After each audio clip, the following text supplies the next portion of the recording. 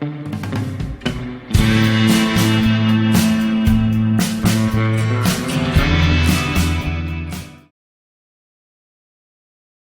partners, it's your old buddy the Reddit writer. Welcome back to the Reddit Ranch. Come in and sit a spell and listen to the mighty fine tales I gotta tell. Let's jump right into our first story of the day. It's posted by a young lady that has a friend that thinks it would be funny to prank her husband by telling him that she is pregnant. I reckon she thinks a lot of stuff that's not true. AITA for pranking my husband that I am pregnant. It's actually not my story, but about my friend, who is 24.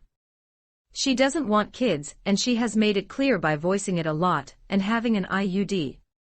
But her husband has always dreamt of having kids. So for the last 2 months her period stopped, and she told him, and he said that if she is pregnant that maybe they could start thinking about because he is ready. Today she told me that she will prank him that the test came positive even though it was negative. I honestly felt like that would be a bit hurtful and asked her why she would do it. She told me, with a bit of maliciousness, that she wants to know if he actually wants it. I told her, didn't you get your answer when he told you that he is ready if it's positive?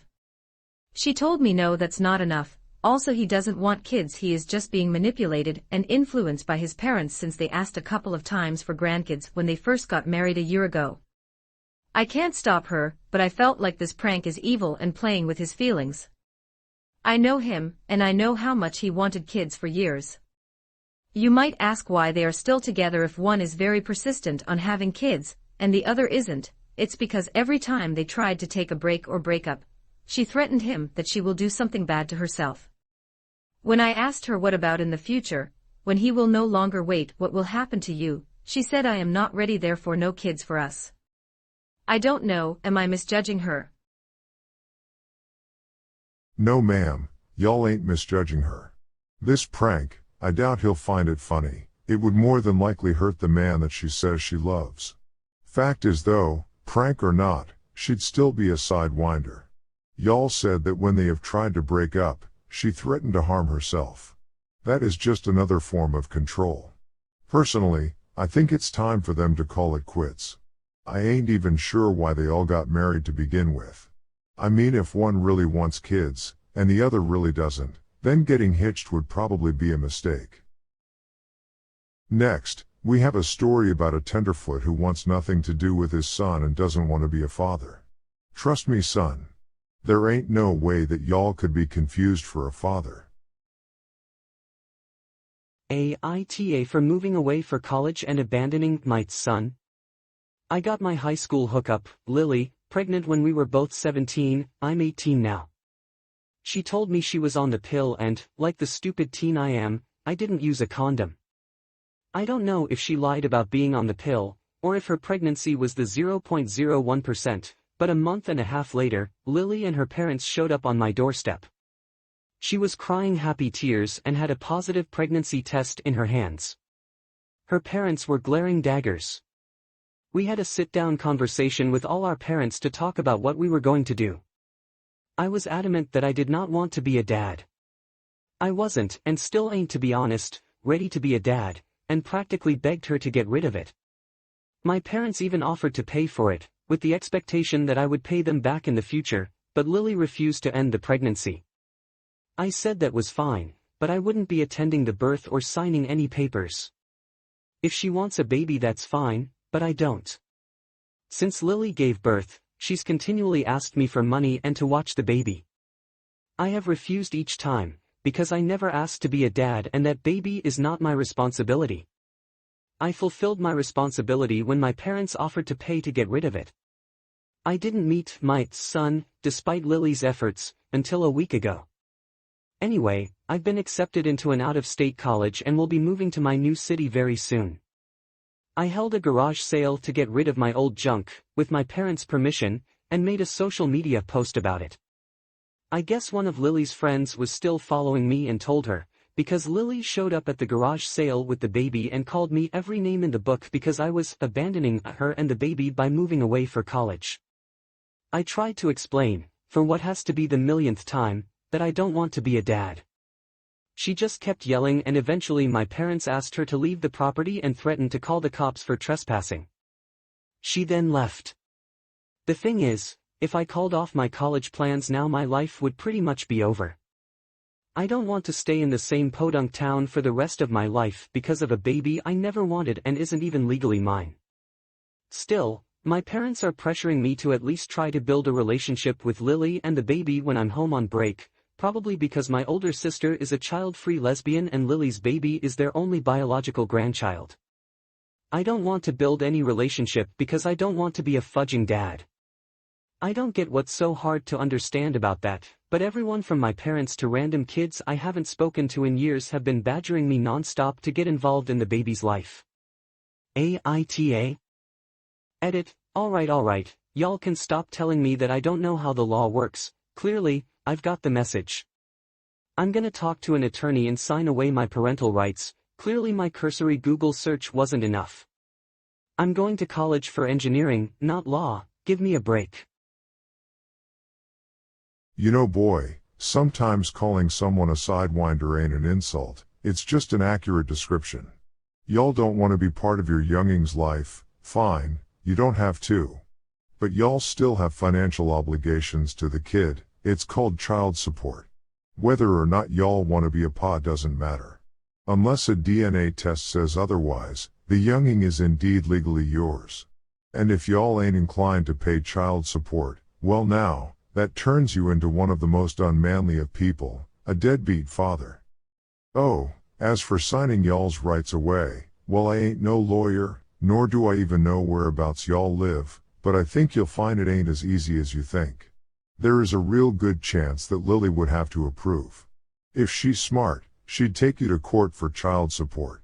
If she was my daughter, that's what I'd have her do. After all, asking a sidewinder like you to be a man ain't asking too much. Our next story involves a lady that told her niece that she resents her for the niece's mom's passing. AITA for telling my niece I resent her. I'm 44, and I have a niece, Stella, who's 16, and yesterday we've got into an argument after she found my old diaries stating I resent her and her father. My little sister got pregnant with twins when she was 22 years old, and due to it, she had to give up her dream to become a doctor since her pregnancy was high risk. I begged her to not have the babies since her body might never recover and the risk of death was too great due to her health condition. During the 7th month of the pregnancy, it gave us hope. She was still healthy, and the babies were growing, but it was too good to be true. During the 31st week of her pregnancy, my brother-in-law decided it would be good to take my sister to the rural area for fresh air during a big holiday since it will be good for the children. I am not clear about what happened, but in the middle of the night she started bleeding. My sister gave birth that night, but she didn't make it because of how much blood she lost. Due to her being in a rural area during holiday, there wasn't good doctors around, and when they arrived in the big city, it was too late. My niece is the only baby who survived since she was vertex, but her twin didn't since they needed a C-section due to her being a transverse position. I mourned my sister. I lost the only person who understood me, and the only form for me to get rid of those feelings were writing. I wrote about everything I felt, including about my resentment towards the twins and their father. I believed if it weren't for them, my sister would still be alive and graduating med school. In the beginning there was only hate towards them, but over the years I learned how to love my niece. She is the only thing my little sister left for me, so I started to cherish her even still existing resentment in my heart. I decided to hide the diaries inside my room, so it became a prohibited place for my niece, but recently Stella went into my room when I was buying groceries and she read everything. Stella asked me if I resent her, and I said that I love her, but I can't stop sometimes feeling resentment since I never stopped grieving for my sister. Stella called me a fake, heartless person for being nice to her when I, in her words, hate her. She stormed off and went to her father's house, in which he called me angrily demanding I apologize for making Stella feeling like she murdered her mother. I feel sorry for her, but I don't think I should apologize since she overstepped a boundary and read my biggest secret. AITA? Well ma'am, first, let me just say how sorry I am for your loss. With that being said, I plumb reckon that everyone is a sidewinder here, well, Except maybe y'all's brother-in-law. To start with, your niece. She had no business reading your diary, that is incredibly private. But, and I am sorry, y'all's one too. You have got to understand, it was in no shape or form your brother-in-law's fault, and definitely not your niece's fault. No one is to blame for y'all's sister's passing. It just happened. Y'all should not resent them, or yourself for that matter. What I would do is apologize to her. Don't forget, y'all may have lost a sister, but she lost a mother. Well, the last story I have for you comes from a little lady that wants to know if she should go no contact with her toxic family or not. AITA for cutting off my toxic family. This is a bit of a long rant, but bear with me. I'm going to cut off my toxic family members. I'm a black woman and my fiancé is a white man, and we have a daughter together. We just moved states because of unforeseen circumstances and are currently staying with my sister until we get our own place in the next week or two. My fiancé and I have been together for 4 years now and are getting married soon. I've honestly never met anyone that makes me as happy as he does, and he's the best dad to our little girl. My family thinks differently. By my family I mean my mother and siblings. My dad, who lives in another state, has always been kind, loving and supporting of him. The rest of my family are extremely rude to him, and I've had to talk to them about it about 2 years ago. I essentially told them to be respectful or we would cut them out of our lives. Fast forward to this year, I think I figured out why they don't like him. Since we've been here, my sister has made disgustingly rude comments about nasty white people and how she could only date a certain kind of white men. I've never heard her say things like that before about other races. My family thinks it's okay to make jokes about my daughter being half white and say things like that's just her white side coming out. Every time I try to say something, my fiancé stops me. He doesn't want me to say anything while we are staying in my sister's home. But I don't know how much longer I can handle this, let alone let him go through that. Every single thing he does seems to be a problem. It has always been a big no for me, but I don't know why I'm so surprised, as I was made fun of for liking white men when I was teen obsessed with Justin Bieber.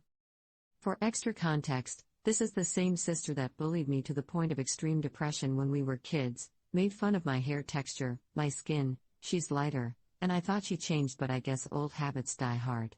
My question is, should I explain to them why I'm cutting them off or just block them and go on about my life? I'm not looking for advice on fixing our relationship, as I do not stand for that sort of stuff against anyone. I feel horrible for bringing my fiancé and child here. Well, ma'am, don't feel bad for bringing them to your family's house. It sounds like you had no choice. And it does sound like y'all will be moving out of that den of sidewinders soon enough. As for your question, I'd go no contact, but I would definitely tell them why. And y'all should make sure that they know it's y'all's choice. Because if not, then they would just think it's his doing.